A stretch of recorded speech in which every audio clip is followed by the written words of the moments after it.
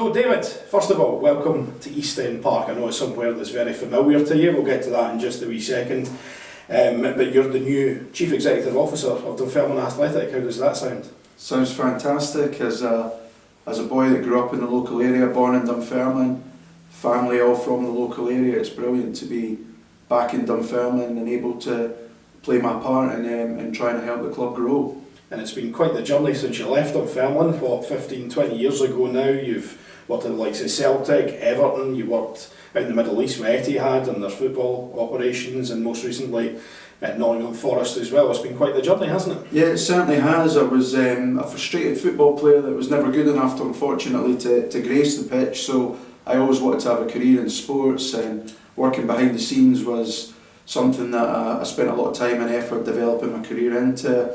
Was very fortunate to have roles in sales and marketing roles quite early in my career at Everton and Celtic. At Celtic I headed up business development there, bringing in new partners, maximising commercial opportunities, so gave me a really good grounding in the running of sports businesses and football clubs. You know, there are a lot of nuances working within a football business that, you know, supporters maybe don't see from the outside. You know, there's a lot of complexities to that. I was very fortunate, you know, after my time at Celtic, I moved out to the Middle East. Etihad Airways, Abu Dhabi was investing massively in sport. Sheikh Mansour purchased Man City, Etihad Airways, front shirt sponsor, naming rights on the stadium. So I went over there as a sort of football expert to provide internal knowledge of how we utilise those marketing assets to the best of our abilities. Amazing time there, really going to a sort of country where they had this unbelievable can-do attitude and the ability to really invest and grow their home economy and their home interests in sport. That was a fascinating time. I had the bug to get back into football though and work club side. I was approached by the ownership buying Nottingham Forest to come in as Chief Commercial Officer, so I moved my wife and daughter back to the UK to take on that opportunity.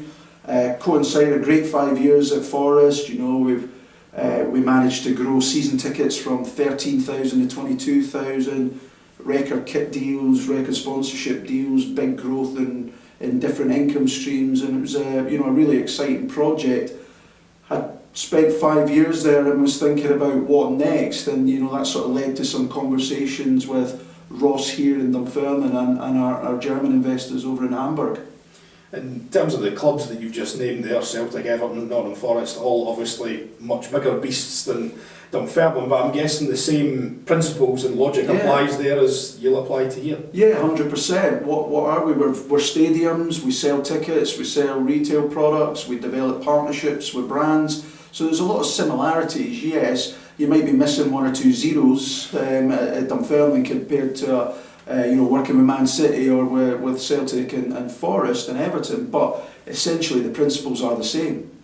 You touched on your discussions with Ross and I believe with the German investment group as well. You had a slight role there, just maybe explain what that was. Yeah, sure. A really good friend of mine was involved in introducing Nick, Demir, Thomas and Albrecht to Ross probably 3 years ago now, and the broker asked me to have a quick chat with the German guys just to talk about my views on what Dunfermline Athletic are, what we could be, and whether I thought it was a sound investment at that point.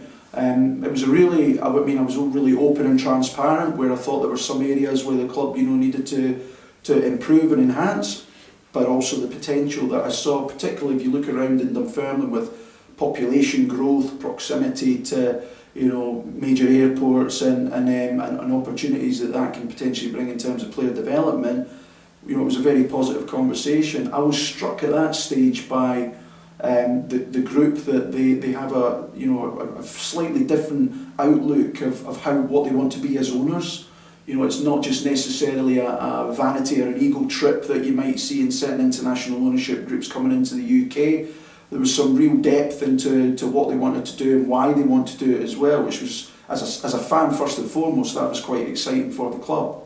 And I'm guessing you'll have seen the plans, I hope so anyway, with what's going forward. And one of the big exciting ones is obviously the training ground and youth academy. Yeah, and I think that is only possible really with that investment that's come from our German board of directors. You know, that is allowing us to make those investments into infrastructure that are going to really help us, give us a better chance of getting to where we all want to get to. You know, that training base where our players can be, you know, honing their skills, not only on the pitch, off the pitch, tactical analysis work, medical, physical development, you know, really, really important to how we develop and maximise the players that we've got. Now, it's been a difficult season on the pitch, obviously, departure of Pierre Grant earlier on in the season. John Hughes has come in the last couple of months. It's something that Ross has spoken about, and I know that, you know, you share the same view. This club can achieve things, but we need to be working together and all pulling in the same direction. Yeah, 100%. You know, we spoke just off camera there, and I've got this big thing about Dunfermline. I say that as someone that's worked at, you know, clubs across the UK, and also, you know, the knowledge as a supporter. We need a togetherness. You know, we need a togetherness, and we all need to be pulling in that same direction. And if you look to the past, that's when we've been successful. You know, obviously the Leishman era galvanised the whole town. Payton and Campbell brought that back, didn't they? Probably 10 years later from that. It was brilliant to be a supporter at that time, and I think everyone felt that closeness to the club and that togetherness really helped take what is certainly probably 7th, 8th, 9th, 10th biggest club in the country that we think, but being able to make us back into the Premier League and sustain that there. You know, I think we need to find that togetherness again. I see signs of it happening again, and I think all of us need to play our part in that. Whether that's the supporter out there, whether that's the football players, whether that's the staff here at East End Park, the board of directors, our partners. You know, we've got a range of great local partners that have really supported the club over the last 8 to 10 years after coming out of administration. All of us pulling in the one direction, I really believe we can create that real positive momentum. It's going to take a lot of hard work with that, but that positive momentum can be really important for us going forward. Now, your feet are literally just under the table here at East End. You only came into the building yesterday. What are your first impressions? What are your first aims, I guess? Yeah, obviously arrived yesterday, so at this stage it's a case of getting to know everyone, understand the challenges that they have individually, collectively, working out where I think the key opportunities are for us to enhance what we deliver, improve as a club. And really need a bit of time to get, you know, an understanding of exactly where we are. Obviously, winning football matches helps with that. It's the hardest part to do, but winning football matches helps us all get to where we want to get to. And obviously you'll be working closely with Ross until he departs at the end of the season as well. Yeah, Ross has, you know, is doing a handover the next 3 or 4 months with me to the end of the season. I can't say enough about Ross in terms of the support he's given me so far to get to this point. I've had a dialogue with Ross for, you know, 10 years now since he came in, and I know he's put his heart and soul into this football club, and we'd be in a lot worse position but for Ross's you know, day-to-day involvement here. So I'll be looking to eke every last ounce of knowledge and information out of Ross before he moves on. And you know, Ross will always have a place here at Dunfermline, and I'll always be hopeful that I can use him as a sounding board.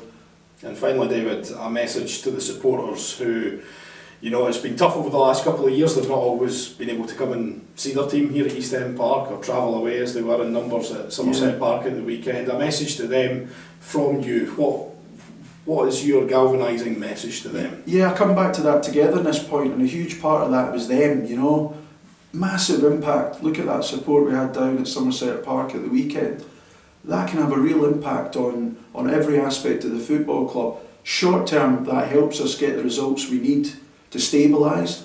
Longer term, that's what we need, you know, and coming back to East End Park, creating new memories. You know, like we all speak about those days in the past of glory times.